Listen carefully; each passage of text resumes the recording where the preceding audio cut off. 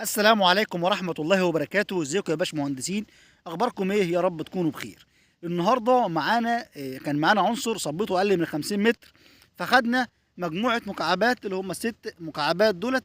طبعا كل مكعب لابد يكون مكتوب عليه اسم المحطة وتاريخ الصب زي ما احنا شايفين كده، والمحتوى بتاع الخرسانة والجهد المطلوب واسم العنصر ونوع العنصر ورقم العمارة واسم الشركة واسم الاستشاري زي الكارت اللي ملزوق على المكعب ده. فطبعا انا عندي ست مكعبات هم، المفروض ان المحطه هتيجي تشيلهم كمان شويه او لما يجفوا وتروح تعالجهم في المحطه وتكسرهم على 7 ايام وتاخد الجهد المطلوب والمقاومه المطلوبه، وبعد كده تكسر تاني على 28 يوم. وبكده بكون انا جبت اجهاد او مقاومه العناصر او العنصر ده. طب الحاجة اللي عايز اتكلم فيها بقى هنا، انا عندي مجموعة في المجموعة اللي قدامي دي هتروح المحطة. لابد يا باشمهندسين يكون عندي انا مجموعة برضو في الموقع زي ما احنا شايفين كده، او على الاقل مكعب او 2 أو 3، ويتم معالجته بنفس معالجة ظروف الموقع.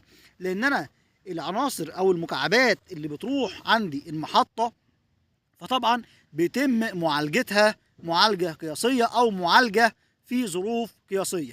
طب هو بياخد المكعب عنده المحطة ويعالج لك في ظروف قياسية وبيديك النتيجة. طب هل الخرسانة اللي انصبت عندك في الموقع دي اتعالجت نفس المعالجة اللي هو عالجها للمكعب عنده في المحطة؟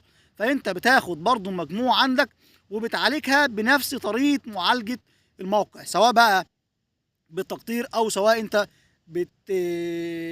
بترش ماده بعد الصب، او سواء ان انت بتعالج بالميه، او سواء ان انت بتفرد خيش على خيش مبلل على الصبه.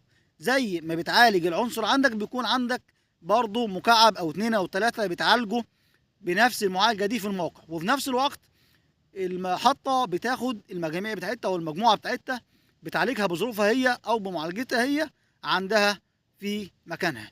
وتقارن بقى اللي انت المقاومه اللي المحطه عطتها لك للمكعبات المتعالجه بواسطه هي او بمعرفتها بظروفها القياسيه مع المكعب او الاثنين او الثلاثه، او ان كنت هتاخد مجموعه عندك في الموقع المعالجه بنفس طريقه العنصر بتاعك، وتقارن القيمه دي بالقيمه دي.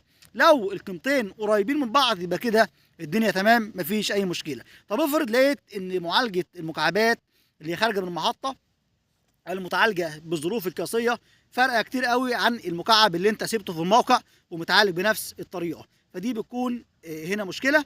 ترجع تاني تشيك على نفسك. فدي كانت معلومه النهارده او فيديو اليوم. لو عجبك الفيديو ما تنساش تعمل شير ولايك واشتراك في القناه عشان الكل يستفيد واللي المعلومه مش واصلاه توصله.